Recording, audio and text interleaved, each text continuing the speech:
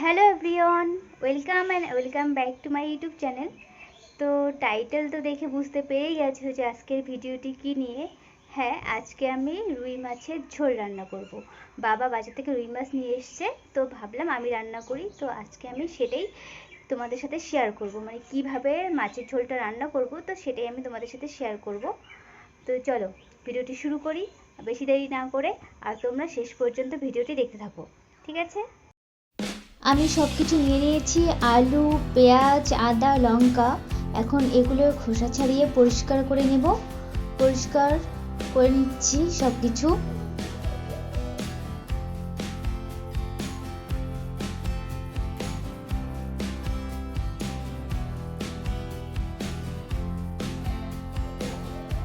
তারপর পরিষ্কার জল দিয়ে এগুলোকে ধুয়ে নিয়ে এগুলোকে কেটে রাখবো।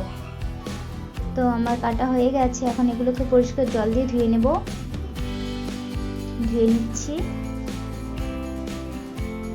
আমার ধোয়া হয়ে গেছে পেঁয়াজ, আদা, লঙ্কা, আলু। এখন পেঁয়াজ আর লঙ্কাগুলোকে কুচি কুচি করে কেটে নেব।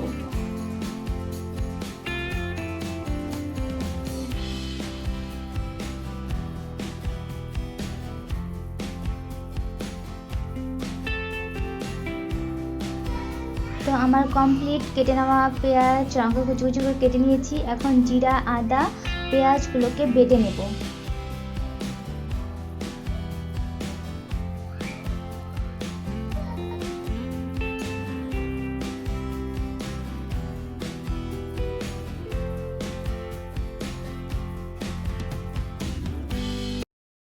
তো আমার সব কিছু রেডি করা হয়ে গেছে, তো এখন চলো রান্নাটা শুরু করি।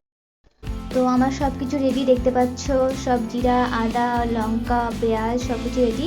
এখন মাছটাকে হলুদ আর নুন দিয়ে মেখে নেব।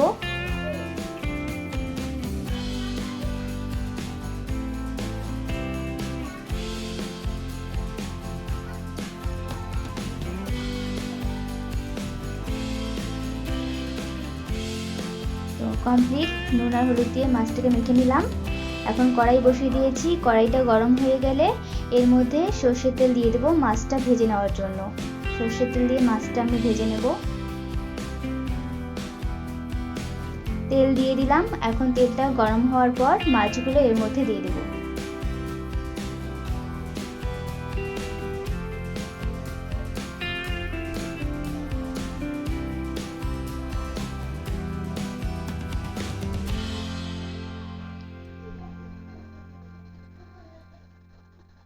মাছগুলোকে দিয়ে দিয়েছি। এখন একটু উল্টো উল্টে দিয়ে ভালো করে ভেজে নিতে হবে দুপাশই।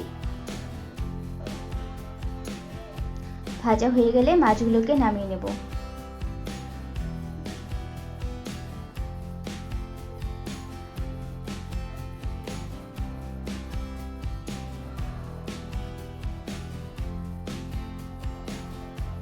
তো তোমরা দেখতে পাচ্ছ ভাজা প্রায় হয়ে গেছে। এক সাইডটা হয়ে গেছে, আর একটা সাইড হবে। তো আমি মাছগুলোকে নামিয়ে নিয়েছি। এখন এই তেলের মধ্যেই আলুগুলোকে ভেজে নেব। আলুগুলো একটু ব্রাউন ব্রাউন করে ভেজে নেব।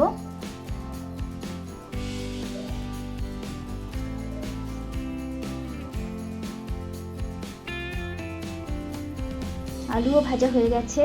তো আলু, মাছ রেডি। এখন ঝোল বানানোর জন্য ফোড়নের জন্য গোটা জিরা আর শুকনো লঙ্কা দিয়ে একটু ভেজে নেব। তারপর এর মধ্যে দিয়ে দেব কেটে রাখা লঙ্কা আর পেঁয়াজ কুচিগুলো।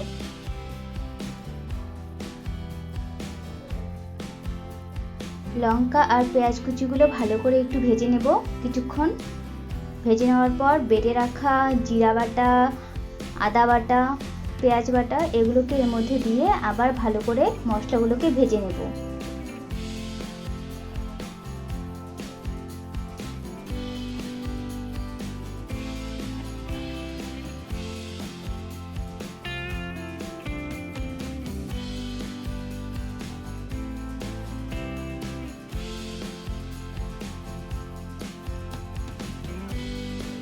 সব মশলাগুলো দিয়ে দিচ্ছি। দিয়ে দেওয়ার পর এগুলোকে ভালো করে ফ্রাই করে নিতে হবে। কিছুক্ষণ ফ্রাই করে নেওয়ার পর এর মধ্যে জল দিয়ে দিব কষিয়ে নেওয়ার জন্য।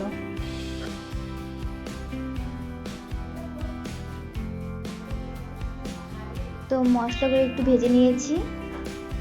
এখন এর মধ্যে নুন আর হলুদ দিয়ে দেবো পরিমাণ মতো নুন আর হলুদ দিয়ে আর একটু ভেজে নিয়ে তারপর জলটা দিয়ে দেব।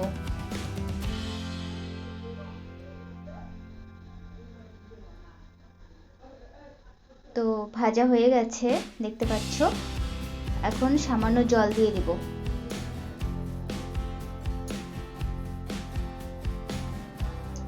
জলটা দিয়ে দেওয়ার পর কিছুক্ষণ অপেক্ষা করব জলটা শুকানো পর্যন্ত।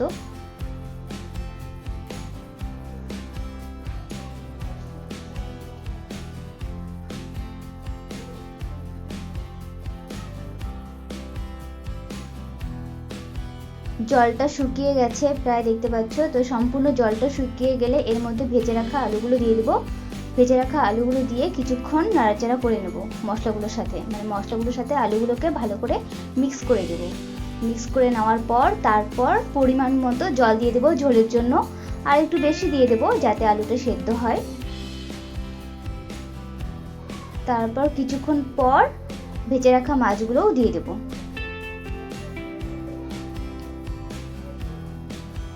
তো আমি মাছগুলো দিয়ে দিচ্ছি। মাছগুলো দিয়ে দিলেই রান্না কমপ্লিট।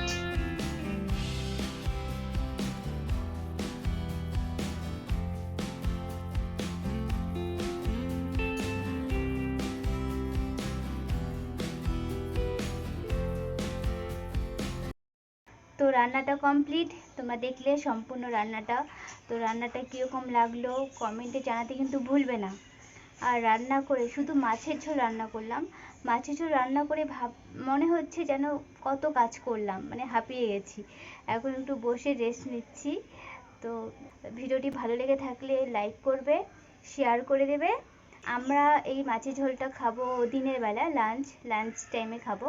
সবাই বাইরে গেছে কাজ করতে, বাবা ভাইরা সবাই বাইরে গেছে কাজ করতে, মানে বাইরে কাজ করে। তো কাজে গেছে, যে যার কাজে গেছে। তো ওরা বাড়ি আসবে সবাই দুপুরে, তো সবাই মিলে সেটা দুপুরেই খাবো। তো সেটা দেখাতে পারলাম না, কিন্তু রান্নাটা তো দেখালাম। রান্নাটা কীরকম হয়েছে সেটা কিন্তু কমেন্টে জানাতে ভুলবে না, ঠিক আছে? আর চ্যানেলটা সাবস্ক্রাইব করতে কিন্তু একদম ভুলবে না। চ্যানেলে যদি নতুন হয়ে থাকো তাহলে প্লিজ সাবস্ক্রাইব।